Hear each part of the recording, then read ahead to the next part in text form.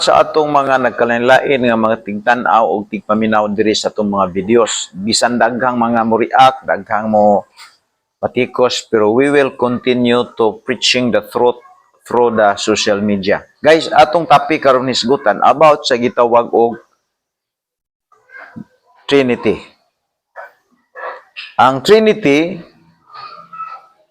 gisulti sa Biblia nga ang tao imahen siya sa Dios. Imahen siya sa Dios. O ang usa ka tawo dunay tulo ka elemento nga nasa iya. Ang usa ka tawo dunay tulo ka elemento, I repeat, body, souls, and spirit. So mao ni ang hulagway sa usa ka tawo nga gitawag siya og image of God. So ang Trinity di ay o Triunity usa ka biblikanon nga pamaagi o doktrina. Muna nga si Kristo nagsulti siya nga go and preach the gospel, baptizing them in the name the Father, the Son, and Holy Ghost.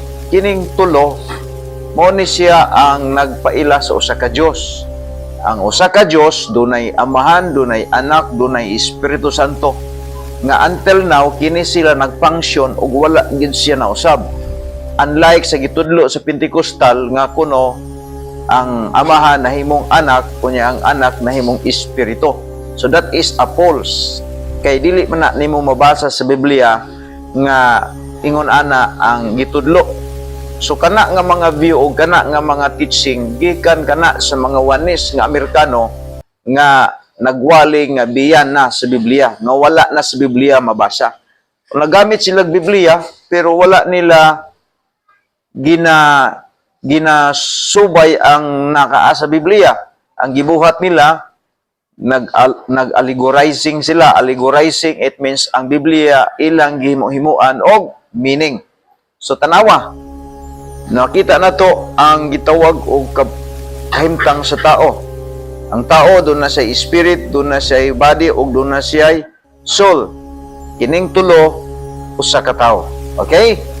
Og sumala pa sa gisulti sa Biblia, mabasa na to sa 1 Thessalonians chapter 5 verse 23. Kini ang atong mabasa. Matud pa dinhi, and the very God of peace sanctify you wholly, and I pray God your whole spirit and soul and body be preserved blameless unto the coming of our Lord Jesus Christ. So atong makita nga ang Trinity that is biblical, ang Trinity that is biblical, that is teaching of Jesus Christ and teaching from the apostles. Alright, salamat og maayong adlaw.